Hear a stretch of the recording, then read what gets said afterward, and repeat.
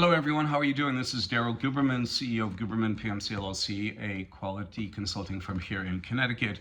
We have some very special guests here today. We have Mr. David Calhoun. I don't know how we did it to pull him off the golf course. He is the CEO of Boeing. And we have Ms. Laura Hitchcock. She is to be the Director at Large on ANSI's board, 2018. Probably still involved somewhere, somehow.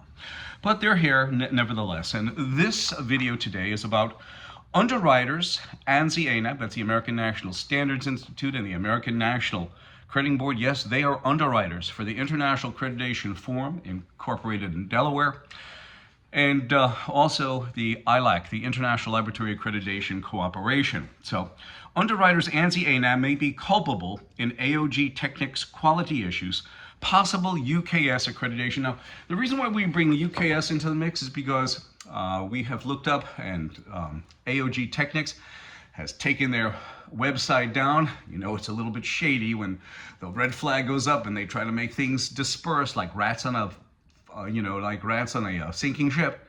And I presume probably they were UKAS certified because in England, the government actually pushes UKAS accreditation onto unsuspecting or suspecting business people, shop owners, etc., companies, UKAS. So my hypothesis is that it was UKAS accredited. Now, UKAS is an accreditation body that sits on the International Accreditation Forum alongside ANSI and ANAB. We have a letter here from Mr. Randy Doherty. At the time, he was the vice president of ANAB, the chairman of the IAF, and also he was the principal on the IAF tax form, which means that he had complete control.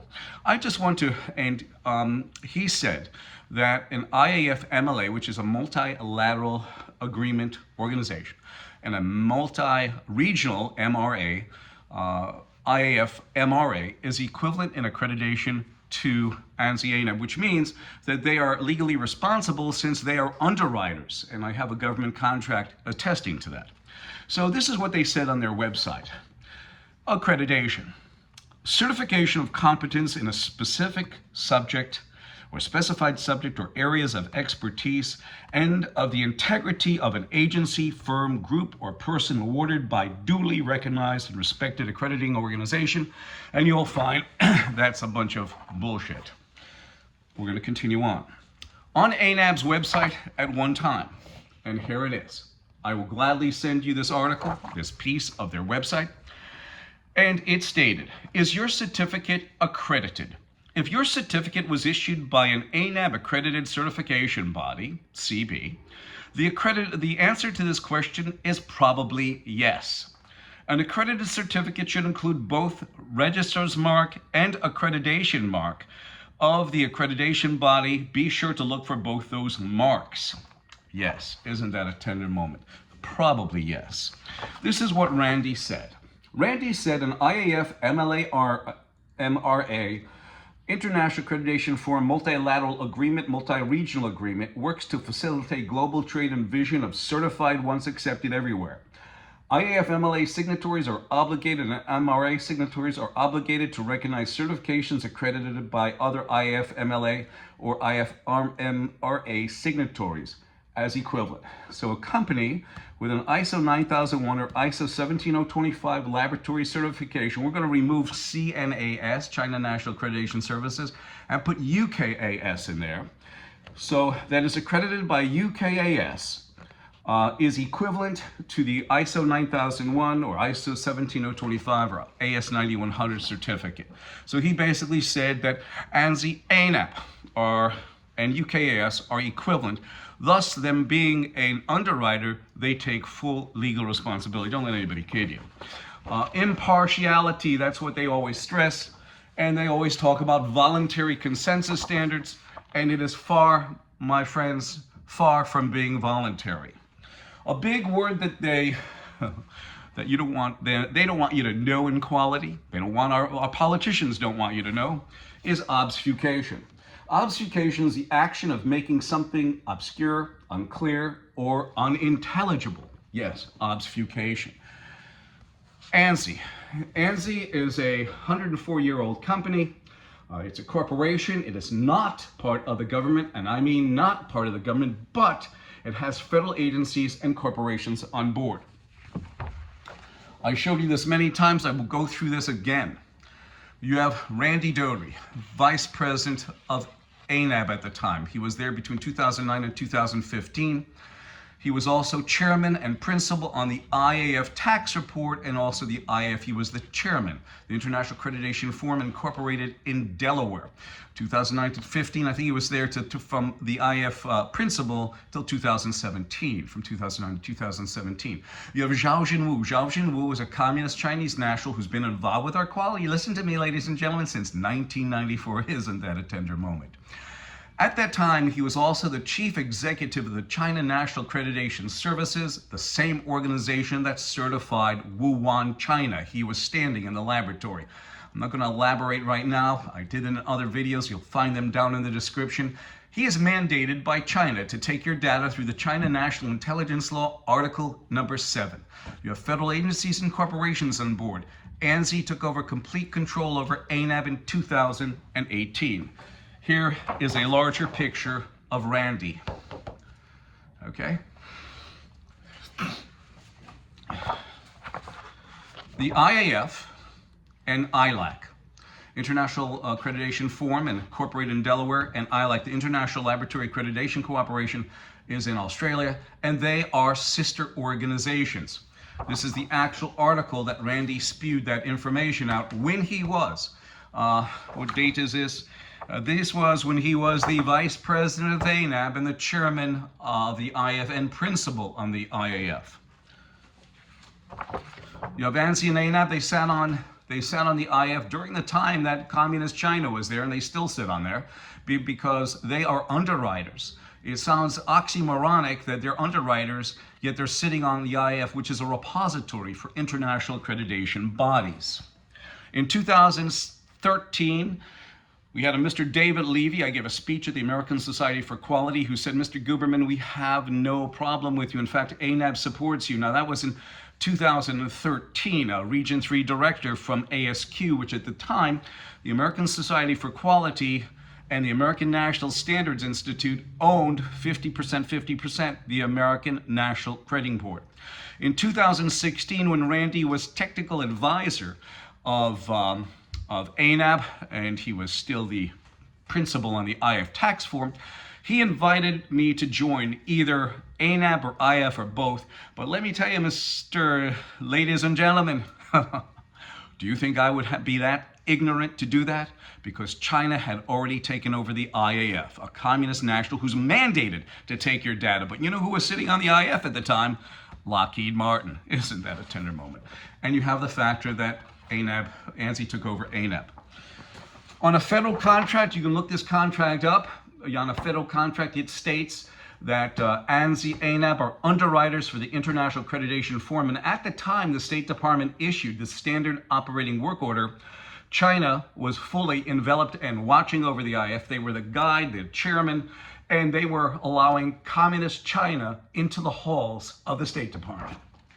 An underwriter, and that's what ANSI-ANAB is.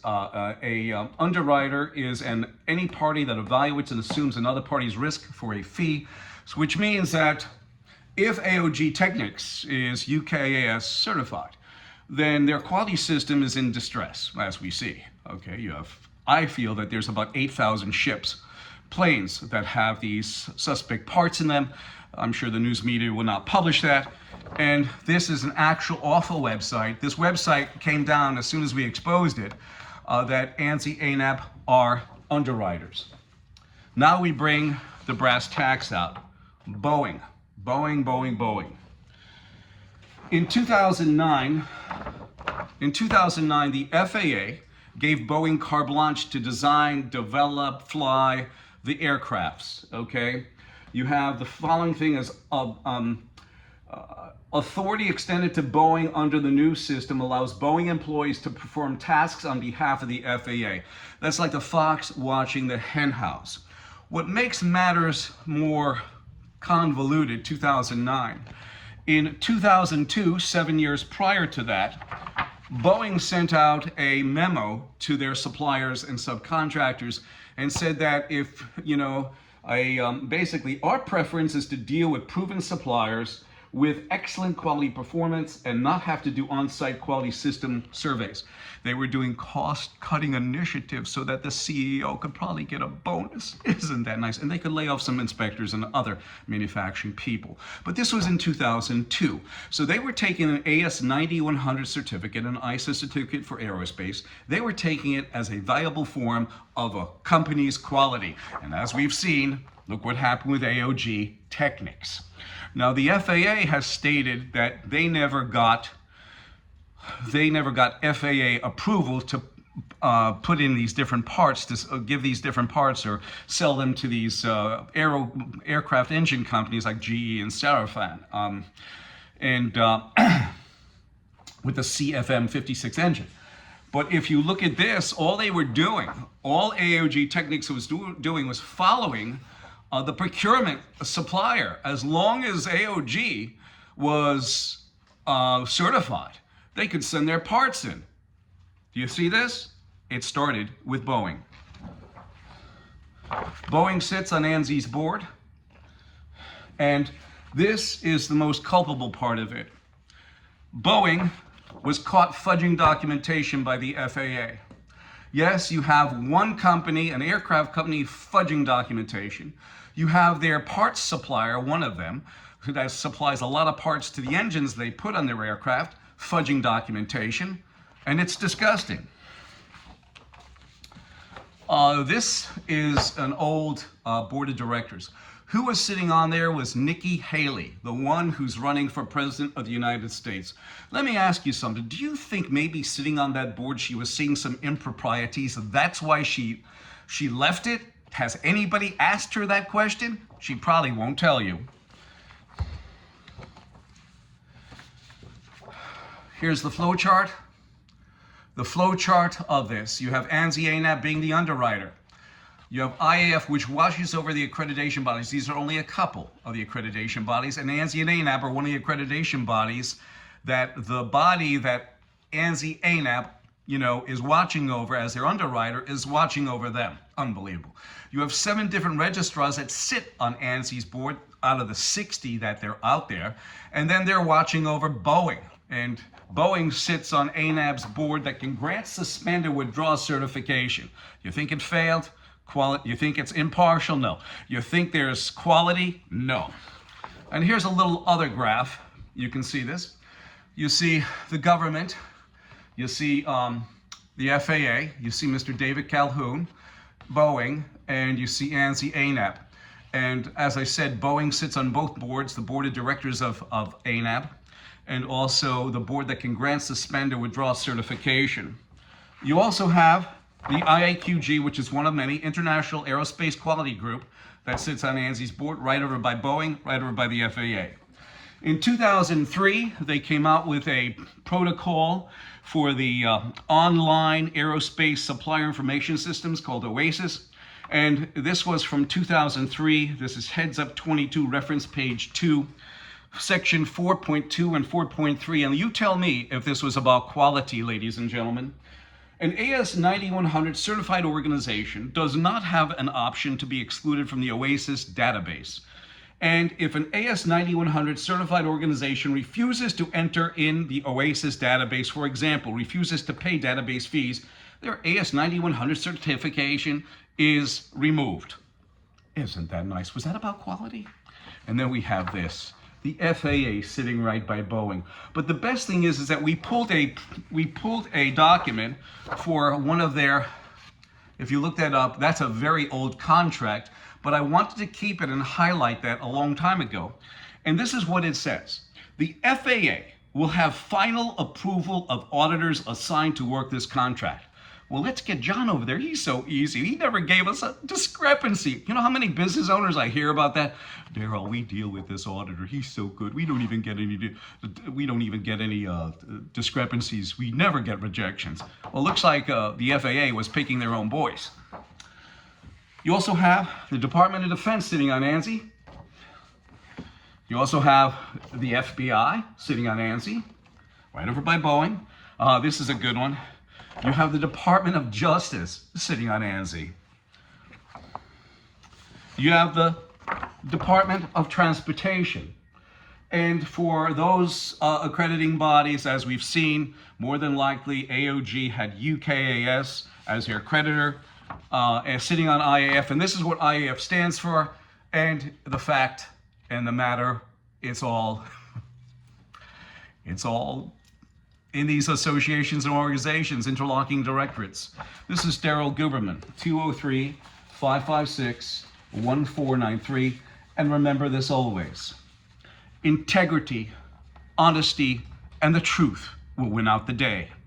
These guys and gals, their life expectancy is not that long, because this AOG technics is only the tip of their iceberg.